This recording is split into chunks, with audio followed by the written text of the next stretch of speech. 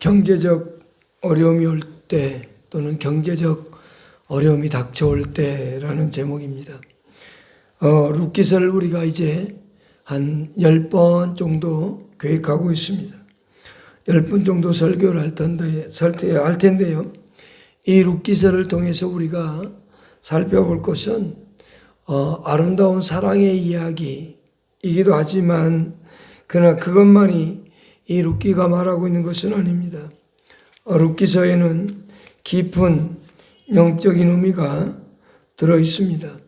룻기를 통해서 룻의 삶 또 나오미의 삶을 통해서 우리 자신의 모습을 볼 수 있습니다. 룻기는 남편을 잃고 이제 파산한 모압여인 룻이 어떻게 하나님의 섭리 가운데에서 보아스를 만나 그를 통해서 안식을 얻고 행복과 평화를 누리며 살아가게 되었는가를 보게 됩니다. 그러면서 동시에 어떻게 그 여인이 메시아의 계보에 들 수 있었는가를 살펴볼 수 있습니다. 또한 보아스는 그리스도의 예표로서 남편을 잃고 곤경에 빠진 룻과 나오미를 구원하는 구원자로서 등장하는 모습을 보게 될 겁니다. 그러므로 인해서 우리가 이 룻기를 통해서 하나님 앞에서 우리가 얼마나 큰 사랑을 받고 있는가에 대하여 알 수 있을 겁니다. 룻은 이방 여인이었습니다. 그리고 그는 이 세상을 살아가는 동안에 남편을 잃었고 자신 모든 것을 다 잃어버리고 실패한 그러한 인생임에도 불구하고 하나님께서는 그를 섭리 가운데 보아스를 만나게 함으로 전적인 하나님의 은혜로 구원을 받아서 하나님 안에서 평안과 기쁨과 행복을 누리는 성도의 모습을 보여주고 있는 한 여인의 모습입니다.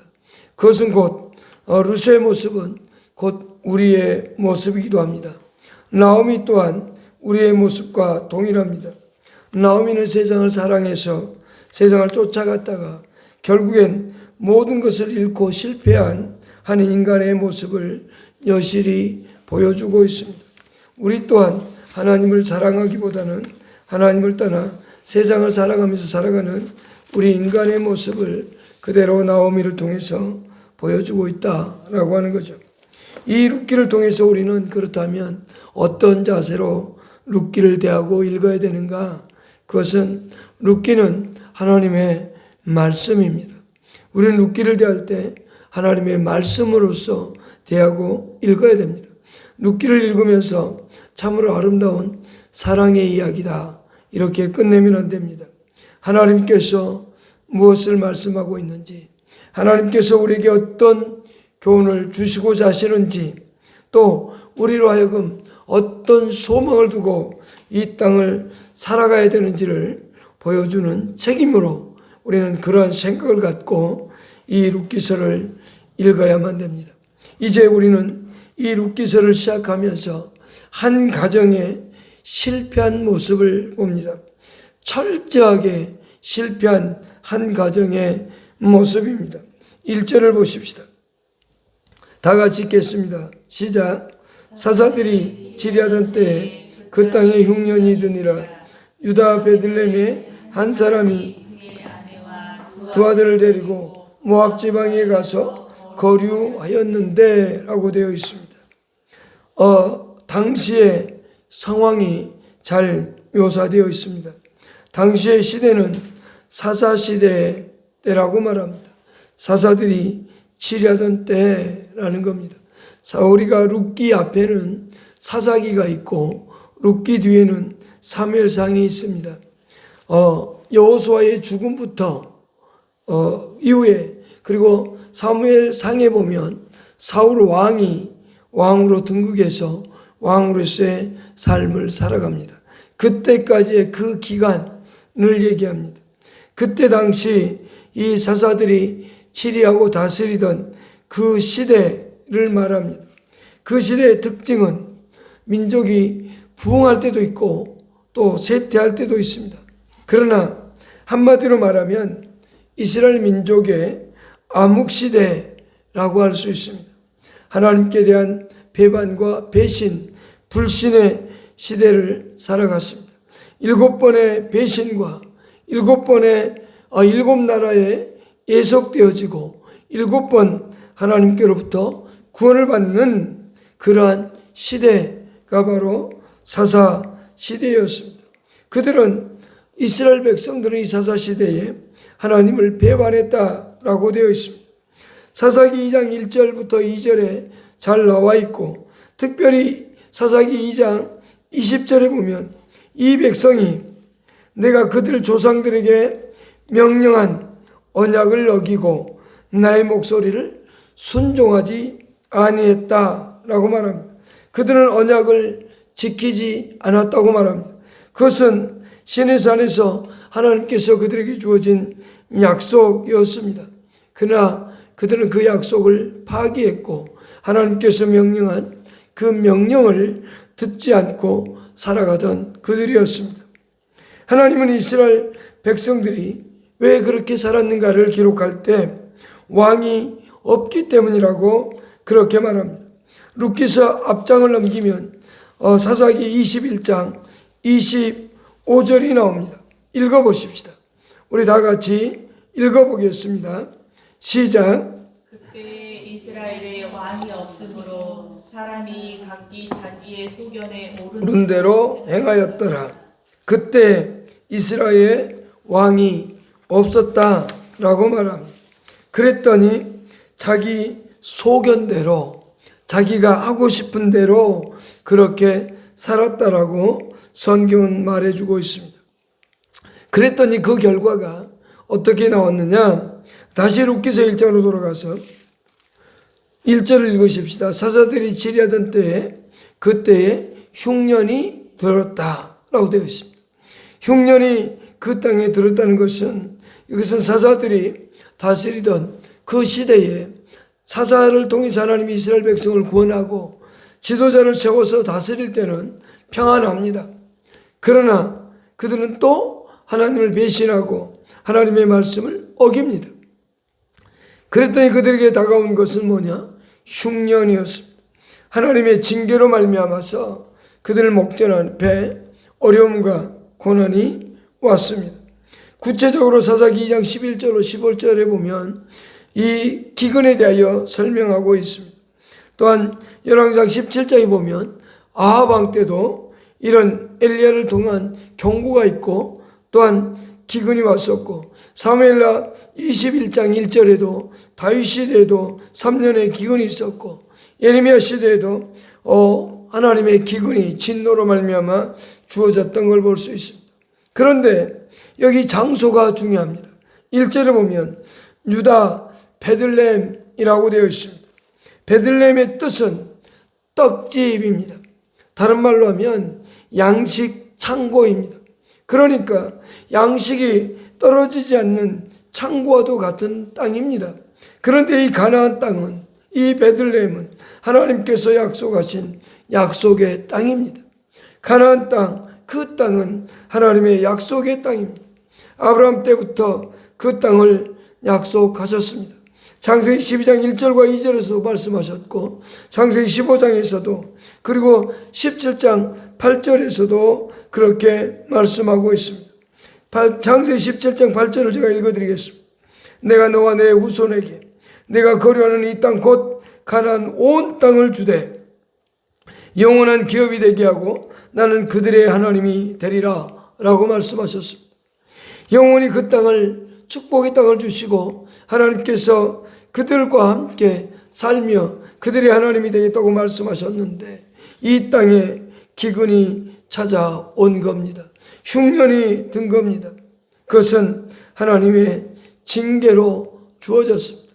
구약 성경에 기근이 종종 하나님의 징계를 통해서 주어진다고 레위기 26장 18절로 20절에서, 그리고 신명기 28장 25절과 23절과 24절을 통해서 말씀하고 있습니다. 신명기 28장 15절에서 그리고 23절로 24절을 통해서 하나님의 명령에 순종하지 아니하고 하나님의 뜻대로 살지 않을 때 하나님은 그런 징계를 내리시겠다고 말씀하셨습니다. 그 결과로 이 땅에 기근이 내려졌던 겁니다.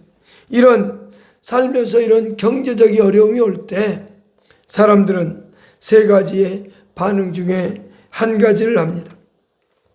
어려움이 오면 무조건 참고 견딘다.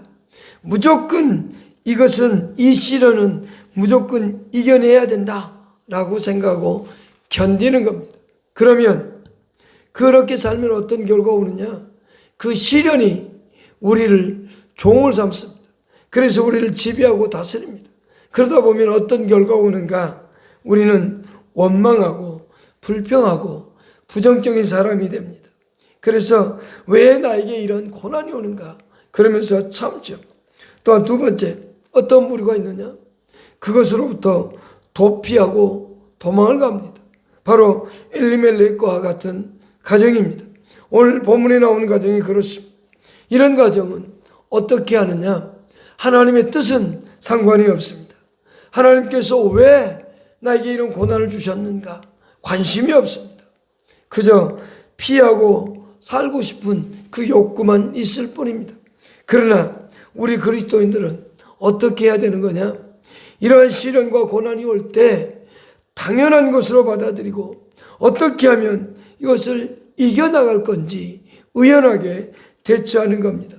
이 시련이 하나님께서 우리에게 주신 거라면 분명히 이길 것도 하나님께서 피할 길도 내신다는 것을 믿음으로 받아들이고 그렇게 의연하게 대처하며 살아야 되는데 그렇지 못하는 경우를 볼 수 있죠. 로마서 8장 28절은 우리에게 이렇게 말합니다. 우리가 알거니와 하나님을 사랑하는 자, 곧 그 뜻대로 부르심을 입은 자들에게는 모든 것이 합력하여 선을 이룬다고 말합니다. 엘리멜렉이 이런 가정이 세 번째처럼 의연하게 대처했다면 이 고난이 왜 왔는가 하나님께 물어보고 또는 하나님께서 이런 고난을 통해서 무엇을 이루고자 하신가에 대하여 그 뜻을 찾았다면 오히려 좋았을 텐데 그렇지 못했습니다.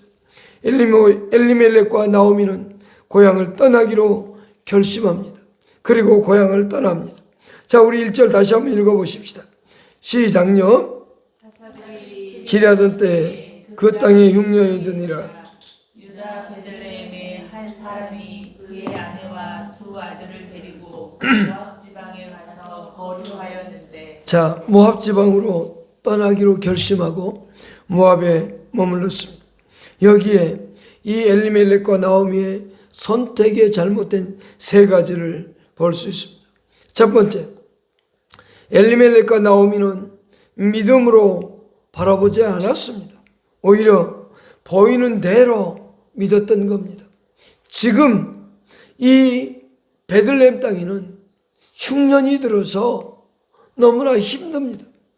그러나 모압이란 땅에는 풍년이 들어왔고 저기는 살기 좋은 땅이라고 생각을 했겠죠. 그러나 그거는 잘못 생각했던 겁니다. 우리가 잘 아는 창세기 12장에 믿음의 사람 아브라함이 나옵니다. 아브라함이 가나안 땅에 갔습니다. 갔는데 얼마 지나지 않아서 기근을 만났습니다. 이 아브라함도 이 기근을 만났을 때 애굽으로 내려가죠. 창세기 12장 10절 이하에서 보면 나옵니다. 그러나 애굽으로 내려간 것은 결국 그는 많은 고난을 당할 수밖에 없었습니다. 우리들의 삶 속에서 이런 고난이 올 때 과연 우리는 어떻게 그것을 받아들이는가? 나에게 경제적 어려움이 오고 정말 많은 어려움이 올 때 우리는 그것을 어떻게 받아들일 것인가입니다. 그것을 믿음으로 받아들일 것이냐 아니면 보이는 대로 너무 힘들다 정말 죽고 싶다 그래서 도피하거나 나도 몰라 그냥 무조건 견딘다 하면서 지낼 것인가. 그러나 우리는 믿음으로 바라보고 믿음으로 살아야 됩니다. 그럴 때 하나님을 영원롭게 할 수 있습니다. 그럴 때 우리가 잃어버렸던 하나님의 영광 가운데 살아가는 것을 사람들에게 보여줄 수 있는 겁니다. 그래서 잃어버린 사람들에게 하나님을 찾고 있는 그 영혼들에게 하나님의 살아계심을 보여주는 증거가 될 겁니다. 그것은 그리스도인의 삶이 곧 그리스도인다운 믿음의 삶을 살아가는 삶의 모습이라는 거죠. 하나님은 우리를 통해서 이루고자 하실 때 먼저 우리는 하나님의 백성들은 믿음으로 살라고 이미 정해 놓으셨습니다.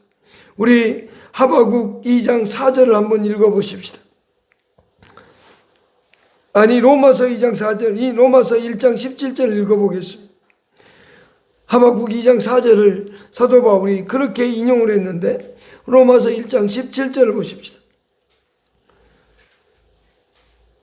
로마서 1장 17절입니다. 시작요.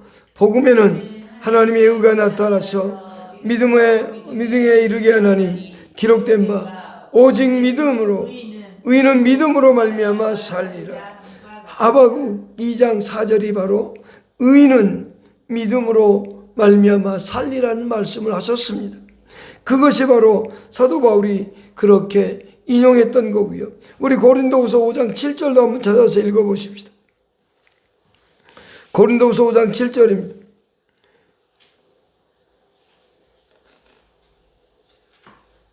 이는 시작요. 이는 우리가 믿음으로 행하고 보는 것으로 행하지 아니함이로다.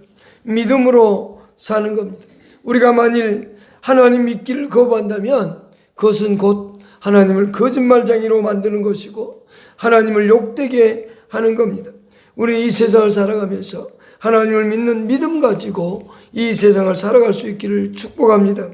하나님이 여러분과 함께하고 있다는 사실을 믿는다면 언제나 모든 것을 믿음으로 바라보십시오. 두 번째, 엘리멜렉과 나오미는 영적인 것보다는 육체적인 것을 더 중시했다라고 하는 겁니다. 엘리멜렉과 나오미는 엘리멜렉은 아버지로서, 남편으로서 또 그 가정을 책임지는 사람으로서 책임을 지고 싶었을 겁니다. 또한 나오미는 자식들을 생각해서 남편의 결정에 따라갔을 겁니다.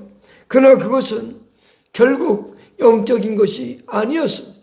사탄이 예수님을 시험할 때, 유혹할 때 첫 번째 했던 것이 무엇이냐면 예수 그리스도를 통해서 하나님을 기쁘시게 하는 것이 무엇인가를 유혹한 게 아니라 자신의 배고픔을 해결하도록 유혹했습니다.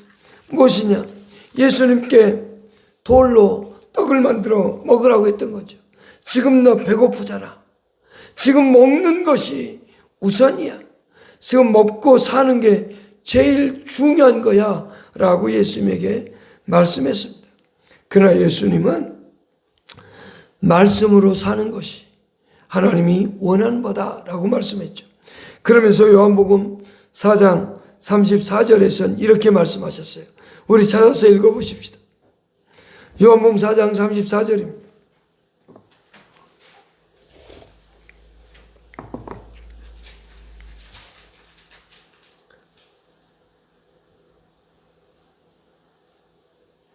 예수께서 이르시되 나의 양식은 나를 보내신 이의 뜻을 행하며 그의 일을 온전히 이루는 이것이니라. 마귀가 가장 애용하는 거짓말 중에 하나가 뭐냐? 아무튼 살아야 되잖아. 아무튼 먹고 살아야 되잖아. 이것부터 먼저 유혹하는 겁니다. 그러나 우리 그리스도인들은요, 사도행전 17장 28절에 있는 말씀처럼 살아야 됩니다. 우리가 그를 힘입어 살며 기동하며 존재하느니라 라는 말씀. 우리는 언제나 하나님을 힘입어 살아야 되고 하나님으로 말미암아 이 땅에 존재하고 있다는 것을 잊어서는 안 됩니다. 다윗은 시편 37편 25절에서 이렇게 말합니다. 내가 어려서부터 늙기까지 의인이 버림을 당하거나 그의 자손이 걸식함을 보지 못하였다. 바울은 자신 앞에 놓인 결박과 환난이 있음을 알면서도 그는 이렇게 고백했습니다. 사도행전 20장 24절에서 내가 달려갈 길과 주 예수께 받은 사명 곧 하나님의 은혜의 복음을 증언하는 일을 마치려 하면은 나의 생명조차 조금도 귀한 것으로 여기지 아니하노라 라고 담대히 말하며 자기의 사명을 위해 살았습니다. 그러면 우리는 어떻게 살아야 할까요? 예수님은 우리에게 어떻게 말씀할까요? 마태복음 6장 33절을 찾아서 읽겠습니다.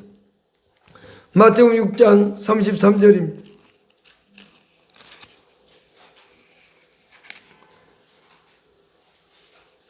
마태복음 6장 33절입니다. 그런즉 너희는 먼저 그의 나라와 그의 의를 구하라. 이 모든 것을 너희에게 더하시리라. 우리는 먼저 하나님을 바라보고 살아야 되는 존재입니다. 언제나 육체적인 것보다 영적인 것에 먼저 소망을 두는 사람들 될 수 있기를 축복합니다. 엘리멜렉과 나오미는 세 번째, 여호와를 존중하지 아니하고 원수를 존중했다라고 하는 겁니다. 모압으로 갔다는 것은 대적의 땅, 그 백성에게 갔다는 겁니다. 자신을 대적하던 그 모압의 땅으로 하나님을 버리고 하나님의 땅과 하나님의 약속을 다 버리고 그 땅을 찾아갔다는 겁니다. 결국 하나님과 하나님의 백성을 버렸다는 겁니다. 모압이라는 나라는 창세기 19장 30절로 38절에 보면 롯이라는 사람이 그의 장녀와 근친하여 생긴 민족입니다. 그리고 이 모압은 이스라엘 백성들이 광야에서 나와서 가나안 땅을 향해 갈 때에 그들을 박대하던, 그리고 그들을 괴롭히던 민족이었고 원수였습니다. 그래서 그들 간에 원수가 되었다는 것은 신명기 23장 3절로 6절에 볼 수 있고 민수기 22장부터 25장까지에 아주 잘 나와 있습니다. 그래서 이스라엘 백성들을, 또한 이 사사시대는 이스라엘 백성들을 침략하여 18년 동안이나 지배하고 괴롭히던 백성이었습니다. 그러면서 성경은 말씀하기를, 하나님은 이사야를 통해서 이 백성은 교만한 백성이라고 말합니다. 이사야 16장 6절에 우리가 모압의 교만을 들었나니 심히 교만하도다. 그가 거만하며 교만하며 분노함도 들었거니와 그의 자랑이 헛되도다 라고 말이죠. 그 백성들은 이스라엘 백성들을 괴롭히던, 특별히 사사시대에는 18년이나 지배하면서 다스렸던 그들이었습니다. 그래서 하나님도 그들을 싫어했습니다. 시편 60편 8절에 보면 재밌는 표현이 나옵니다. 모압은 나의 목욕통이라 라고 되어 있습니다. 여기 목욕통이라는 표현이 나옵니다. 목욕통이라는 말은 정복한 나라의 장수가 그 패배국에게 발을 씻기게 만드는, 그 물을 받아서 발을 씻기게 만드는 통을 가리키는 겁니다. 그래서 정복한 나라가 패배한 나라에 모욕감을 주는 행위입니다. 하나님께서는 이 모압을 그렇게 싫어하는 그러한 민족이었습니다. 그러한 민족을 이 엘리멜렉과 나오미는 그 땅을 찾아갔다는 겁니다. 하나님보다는 하나님의 대적이었던 그 원수의 땅으로 그들은 갔습니다. 왜 그럴까요? 지금 보이는 건 그거 먹고 사는 문제가 더 중요하기 때문에 그렇습니다. 그 결과 어떻게 됐을까요? 3절로 5절에 한번 보십시다. 3절로 5절에, 2절에는 그 가족이 다 내려갔다고 얘기했고 3절 5절을 우리 읽어보겠습니다. 시작. 나오미의 남편 엘리멜렉이 죽고 나오미와 그 두 아들이 남았으며 그들은 모압 여자 중에서 그들의 아내를 맞이하였는데 하나의 이름은 루시더라. 그들이 거기에 거주한 지 10년쯤에 말론과 기론 두 사람이 다 죽고 그 여인은 두 아들의 남편 뒤에 남았더라. 엘리멜렉의 이름은 뜻은 이렇습니다. 나의 하나님이 왕이다 라는 뜻입니다. 나오미라는 뜻은 사랑받는 자, 은혜를 받은 자, 복된 여자라는 뜻입니다. 엘리멜렉은 하나님은 나의 왕이십니다 라는 거였는데 엘리멜렉은 한 번도 하나님을 왕으로 섬기지 않았습니다. 하나님의 다스림을 전혀 생각하지 않고 하나님을 완전히 배제했다는 겁니다. 하나님의 사랑을 받고 하나님의 은혜를 받은, 하나님 앞에서 복된 사람이 하나님의 곁을 떠나서 하나님을 완전히 배제했습니다. 시편 1편에 복 있는 사람은 제일 먼저 죄를 미워한다고 했는데, 이 복된 나오미와 엘리멜렉은 그렇지 않았다는 겁니다. 결국 엘리멜렉은 죽음을 맞이하고 나오미는 또 다른 자손만 남았는데, 그 자식들을 또 잘못된 선택을 하고야만 합니다. 결국 남편이 죽고 난 다음 나오미는 두 아들이 남았는데, 두 아들을 위해서 잘못된 선택을 했습니다. 그것은 뭐냐? 바로 자기의 아들을 모압 여자와 결혼시킨 겁니다. 이 모압 여자와 결혼했다는 것은 하나님께서 이방 여자와 결혼하지 말라고, 이방 사람들과는 혼인하지 말라는 것이 성경의 법칙입니다. 신명기 7장 1절로 11절에서도 말씀하고 있고, 느헤미야 13장 1절로 3절에서도, 에스라 9장 1절로 4절에서도 말하고 있습니다. 특별히 에스라는 이방 여인들과의 결혼한 문제 때문에 그것을 가슴을 찢으며 외통하며 통곡했던 사람이었습니다. 그런 그가 바로, 그런데 그렇게 애통하며 가슴 아파하며, 하나님의 뜻은 이방 여인들과 결혼하지 않는 것이 하나님의 뜻인데, 나오미는 그것을 저버리고 이방 여자들과 결혼하게 되었다는 겁니다. 그 결과 어떻게 될까요? 그 가정의 두 아들마저도 죽음을 맞이했습니다. 엘리멜렉과 나오미의 가족은 죽지는 않았, 두 아들을 잃고 결국 죽고 나서 그 가정이 남은 결과는 뭐냐? 나머지 여자 3명 남았습니다. 과부가 된 3사람. 그리고 남편과 자식은 땅속에 묻은 시체로 남겨진 비참한 실패로 끝나버린 가정이었습니다. 그러나 우리는 희망을 가집시다. 창세기 26장에 보면 이와 비슷한 사건이 나옵니다. 우리 창세기 26장으로 가보십시다. 아브람 때의 첫 흉년이 이삭에게 들었다고 했습니다. 그때 이삭도 그곳을 떠나서 블레셋으로 내려갑니다. 내려가는 중에 하나님께서 말씀합니다. 명령하죠. 1절에는 블레셋 왕 아비멜렉 땅에 이르렀고, 2절부터 5절에 하나님의 말씀이 이삭에게 주어집니다. 그 명령에 약속의 말씀이 주어지고, 6절에 하나님의 말씀에 그는 그랄이라는 곳에 거하게 되죠. 6절 보십시다. 이삭이 그랄에 거주하였더니 라고 되어 있습니다. 그리고 거기서 고난을 당하기도 합니다. 그러나 2절부터 5절에 있는 말씀에 의해서 그는 농사를 짓고 하나님 앞에서 복된 삶을 살아가고 있는 모습을 봅니다. 그는 12절 보십시다. 12절요. 8절부터 먼저 보십시다. 8절, 이삭이 거기 오래 거주하였더니 이삭이 그 안에 리브가를 꾀하는 것을 블레셋 왕 아비멜렉이 창으로 내다보았다 그랬는데, 이삭이 하나님의 말씀에 그 실수한 모습을 보고도 하나님이 지켜주셨고요. 그러면서 12절 보십시다. 12절요. 이삭이 그 땅에서 농사하여 그의 100배나 얻었고 여호와께서 복을 주셨다. 13절, 그 사람이 장대하고 마침내 거부가 되어 14절, 양과 소가 때가 이르고 종이 심임함으로 블레셋 사람이 그를 시기했다. 하나님의 말씀에 순종했더니 하나님께서 그에게 놀라운 복을 주셨습니다. 이삭은 양치는 목축업을 하는 사람이었습니다. 그런데 그가 새로운 직업에 도전합니다. 농사합니다. 그런데 하나님이 그에게 복을 주셨습니다. 하나님의 말씀에 의지하고 하나님을 믿고 따르기 때문에 그렇습니다. 시편 146편 3절로 5절은 이렇습니다. 귀인들을 의지하지 말며 도움이 없는 인생도 의지하지 말지니 그의 호흡이 끊어지며 흙으로 돌아가서 그날에 그의 생각이 소멸하리로다.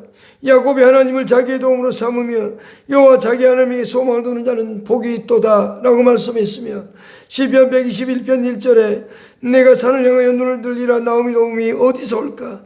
나의 도움은 천지를 지으신 여호와에게서로다 라고 말하고 있습니다. 오늘 우리는 어려움이 당할 때 해야 될 일은 하나님 말씀에 의지하고 그 말씀 앞에 순종하며 하나님을 나의 도움으로 삼는 겁니다. 여러분 모두가 그렇게 살 수 있기를 축복합니다. 살아계신 아버지